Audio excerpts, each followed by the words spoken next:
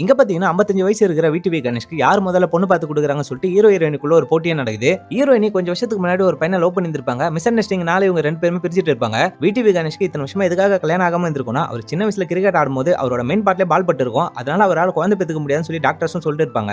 இந்த பிரச்சனையை சொன்னதுமே ஹீரோக்கு லைட்டா பயம் வந்துடும். இருந்தாலும் பரவாயில்லன்னு சொல்லி பொண்ணும் தேடுவாங்க. எல்லா பொண்ணுங்களுமே எதனா ஒரு ரீசன் சொல்லி இவரே வேணாம் சொல்லுவாங்க. ஹீரோயினி இவருக்கு ஏத்த மாதிரி பக்கவான ப்ரொஃபைலே ஒரு 3 ரெடி பண்றாங்க. ஆனா ஒருத்தருமே எதனா ஒரு ரீசன் சொல்லி வேணாம் சொல்லுவாங்க. ஒரு பொண்ணு மட்டும் ஓகே ஆவாங்க. ஆனா இவங்க அம்மாவுக்கு உடம்பு முடியாம இருக்கிறதுனால அவங்களையும் வீட்டை விட்டு வெளியே அனுப்ப சொல்லி கேட்பாங்க.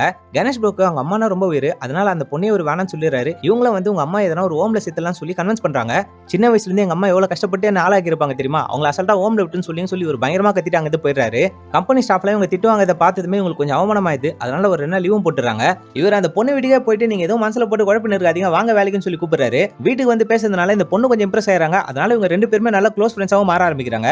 ஹீரோட பர்த்டேக்கு ஒரு டிராயிங் வரைஞ்சு எடுத்துட்டு வந்து கொடுக்குறாங்க. இவரையும் வீட்டுக்கு கிளம்பும்போது ஹக் பண்ணிட்டு போவாங்க. அந்த இடத்துலயே ஒரு ப்ரப்போஸ் பண்ணிடுறாரு. ஆனா அந்த பொண்ணு இதெல்லாம் வேணாம்னு சொல்லிடுறாங்க. நீ வேற ஒரு பையனை லவ் பண்ண விஷயம்லாம் எனக்கு தெரியும், அது எல்லாத்தையுமே மறந்துட்டு நம்ம ஒரு புதுசா லைஃப் ஸ்டார்ட் பண்ணலாம் சொல்லி இவரும் பேசுறாரு. ஆனா அந்த பொண்ணு இதெல்லாம் கேட்டதுமே செம்ம டென்ஷன் ஆயிடுறாங்க.